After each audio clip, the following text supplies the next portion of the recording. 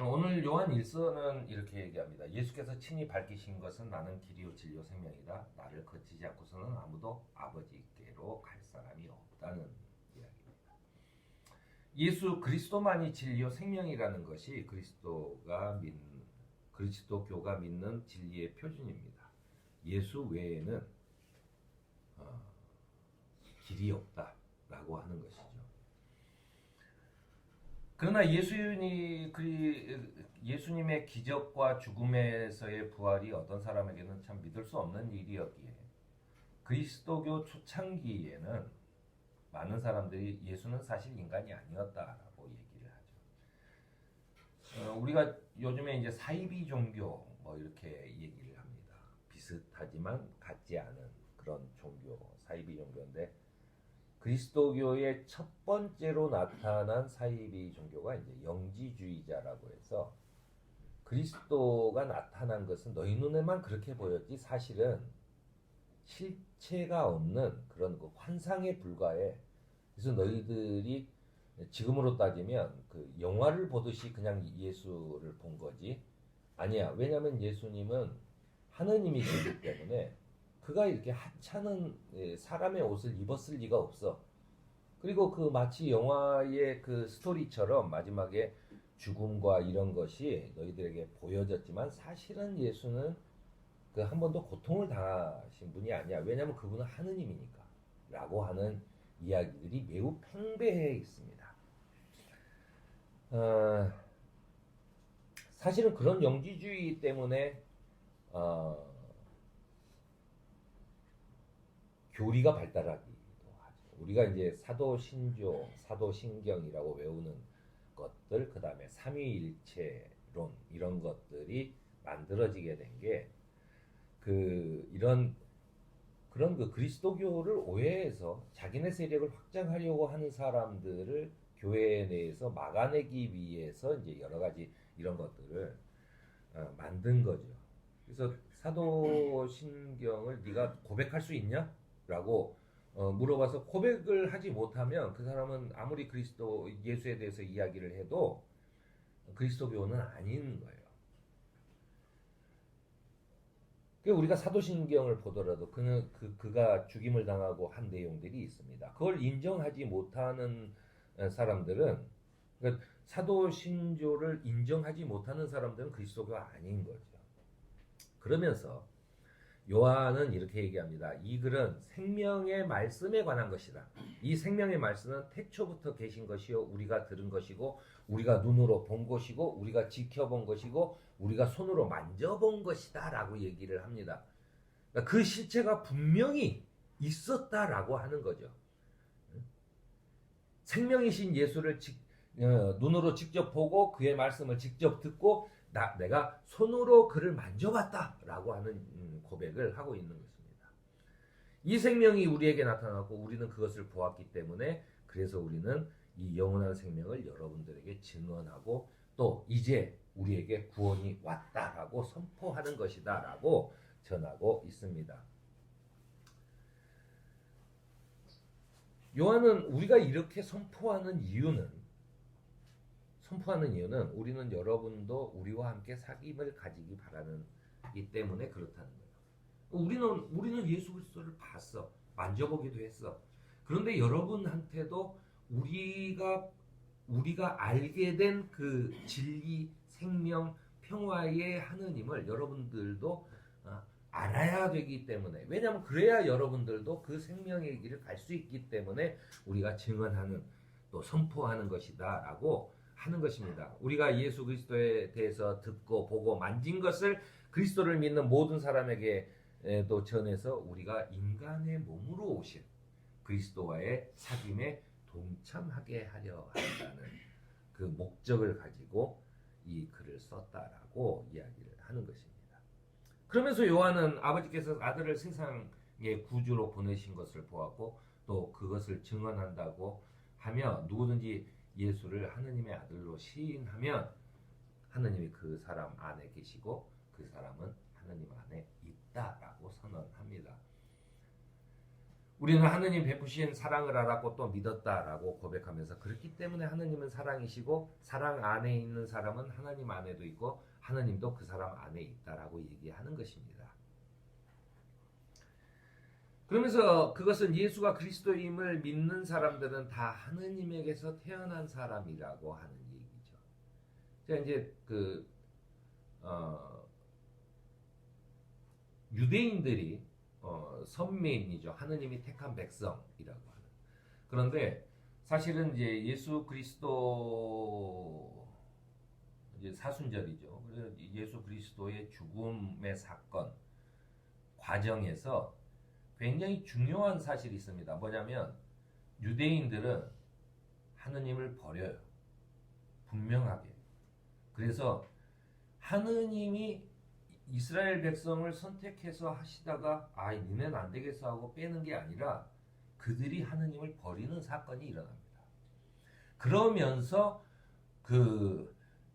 그리스도를 믿는 사람들은 하느님에게서 난 사람이다 라고 하는 거예요. 그러니까 내가 하느님을 믿게 된 사람이 되었다라고 하는 것이 아니라 내가 하느님으로부터 태어난 사람이 되었다. 유대교가 아니고 나는 이방인이고 그들이 봤을 때는 외지인이지만 내가 믿게 됨으로 인해서 나는 인종과 성별과 남녀노소를 가리지 않고 내가 하느님의 자녀가 되었다라고 하는 선포를 하고 있는 겁니다. 우리의 구원은 하느님이시고 인간이신 예수만이 가능한 일입니다. 하느님이 그렇게 우리 눈에는 보이지만 그렇게 화면처럼 실체가 없는 그런 하느님으로 와서 내가 너희들을 구원하겠다 했으면 이건 좀 문제가 있어요. 구원론에 문제가 생깁니다. 왜냐하면 그 화해를 위한 죽음은 거짓말이 되는 거잖아요. 죽은 척 한 것이 되잖아요. 쇼로 보여준 거잖아요.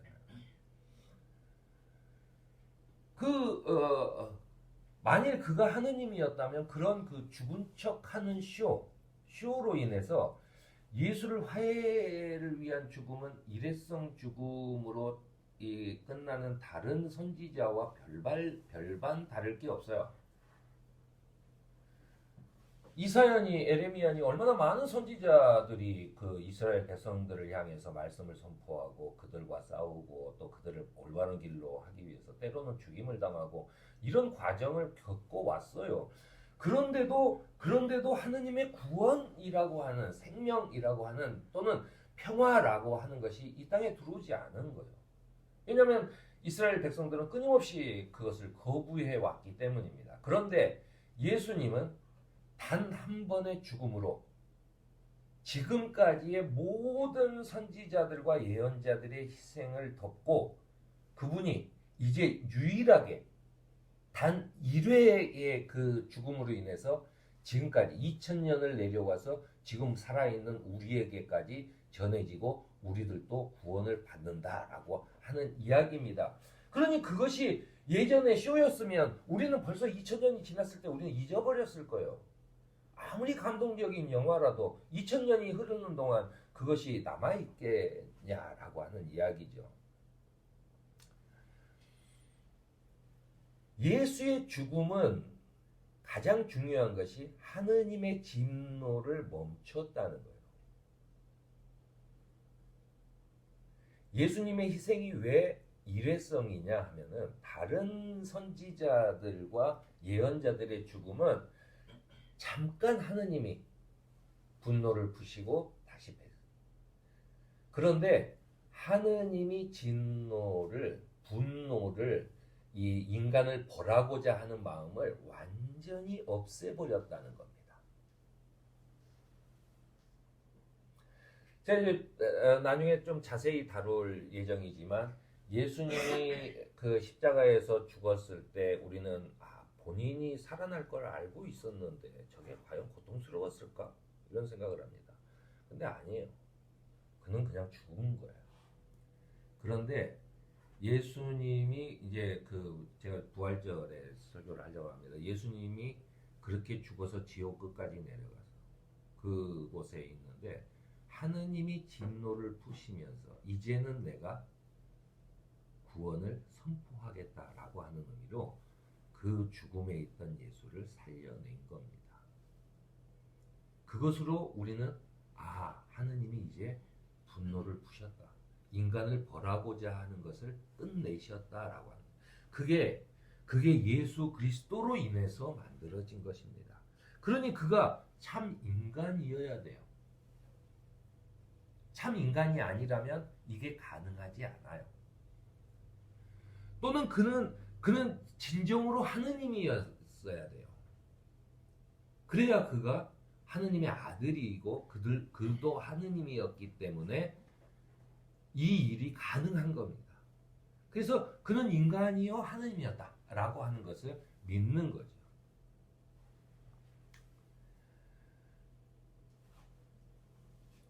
그건 왜 그렇게 됐을까? 하느님이셨던 예수가 우리를 위한 사랑 때문에 하느님 자신이 육체를 입고 온전한 삶을 사시고 죄인들이 받아야 할 죽음을 대신 당하시고 죄와 사망에 대해서 마침내 승리하시고 하느님으로부터 부활이라는 용서를 받아내셨다라고 하는 사실을 믿는 겁니다.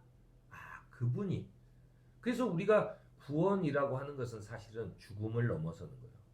죽음이라고 하는 것은 인간이 가진 가장 큰 장애물입니다. 죽음은 끝이야. 죽음은 없어져. 그런데 그 죽음을 넘어서는 것, 이것에 대한 구원을 만드셨다라고 하는 거죠. 바로 이것을 믿는 사람은 구원을 얻는다는 것이 그리스도교의 진리인 겁니다. 그 진리를 우리가 따르는 거예요.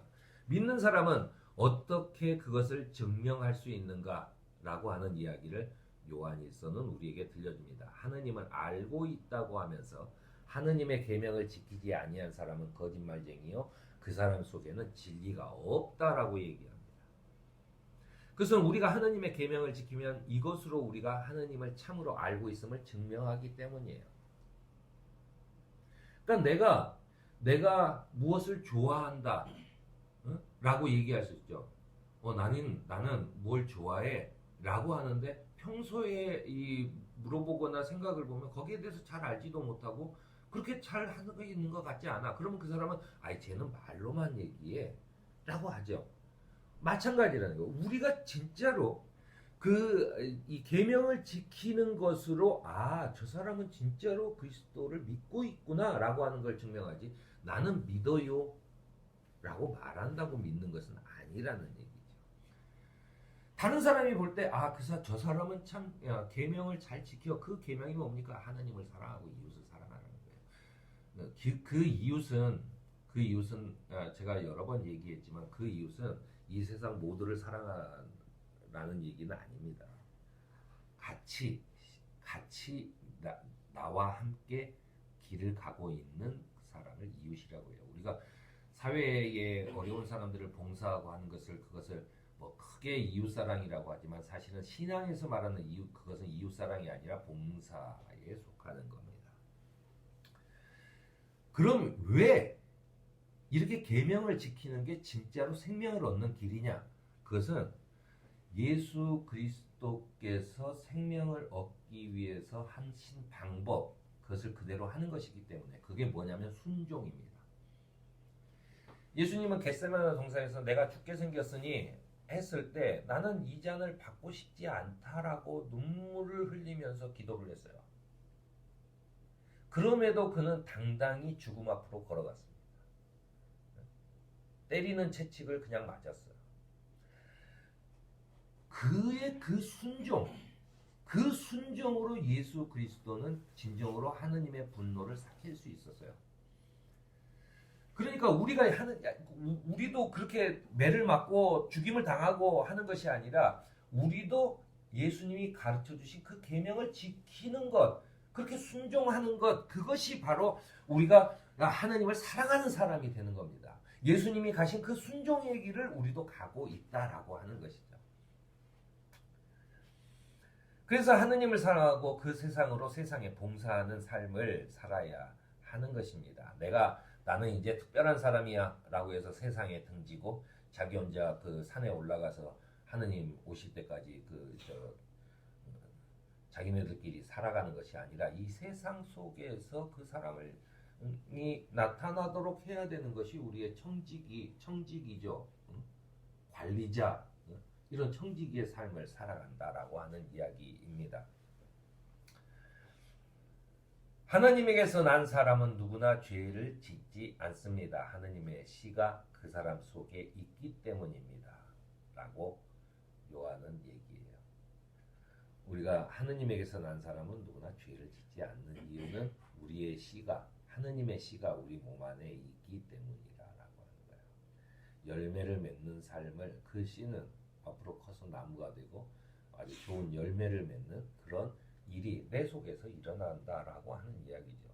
그러나 의를 행하지 않는 사람과 자기 형제 자매를 사랑하지 않는 사람은 누구였나 하느님에게서 난 사람이 아니라고 이야기합니다. 하느님의 자녀와 악마의 자녀가 여기에서 서로 확연히 드러난다라고 아주 단언해요. 요한일서는 이걸 완전히 단언합니다. 그러면서 우리에게 하느님의 사랑이 우리에게서 이렇게 드러났으니 곧 하느님이 자기 외아들을 세상에 보내주셔서 우리로 하여금 그로 말미암아 살게 해주신 것, 사랑은 바로 이 사실에 있으니 곧 우리가 하느님을 사랑하는 것이 아니라 하느님이 우리를 사랑하신 것입니다. 그러니까 우리가 가진 사랑이라고 하는 것은 에너지가 굉장히 작아요. 그리고 꾸준하지도 못해요. 사실 그렇잖아요. 우리의 사랑이라는 게 몇 년이나 가겠어요. 좋아했던 거죠. 그런데 우리가 그리스도를 사랑하고 이웃을 사랑하고 하게 되는 것은 그 사랑이 에너지의 원천인 하느님으로부터 오기 때문에 내가 계속 할 수 있는 거죠. 에너지의 원천을 내가 계속 받아서 그 사랑을 실천할 수 있는 거지. 내가 사랑해야지. 어제도 화를 냈는데 오늘도 아침에 사랑해야지. 이제 막 아무리 내가 결심한다고 해도 그게 되는 게 아니에요. 에너지의 원천이 하느님으로부터 내게 사랑이 와야 갑자기 내가 사랑할 수 있는 마음이 품어지는 거죠. 그런 거죠. 나무가 땅에 박혀 있어야 거기에서 계속 에너지를 받고 계속해서 그 열매를 맺고 나무가 성장할 수 있듯이 우리가 하느님의 그 씨앗이 돼서 하느님으로부터의 에너지를 받아야만 우리가 성장할 수 있는 거예요. 나 혼자 뿌리를 뽑아서 그냥 숲에다 엎어놓은 나무는 자기 혼자의 그 가진 것으로 살짝 그 잎사귀가 풀어지고 잠깐 그럴 수는 있어도 얼마 못 가서 시들어버리고 말라버리고 만다라는 이야기죠. 그 에너지의 원천이 하느님으로부터 있다. 왜 우리가 죽음을 넘어설 수 있냐? 바로 그 에너지의 원천이, 우리의 삶의 근원이 하느님으로부터 오는 것이기 때문에 우리가 죽으면 끝이 아니라 죽은 다음에도 계속해서 삶을 이어갈 수 있다라고 하는 겁니다. 그거죠. 그래서 요한은 이렇게 얘기합니다. 하느님께서 이렇게까지 우리를 사랑하셨으니 우리도 서로 사랑해야 한다라고 권면하는 것입니다. 하느님의 부르심을 받은 우리도 믿음을 가지고 순종하며 서로 사랑함으로 그리스도의 진리를 드러내는 삶을 살아가는 저와 여러분이 되길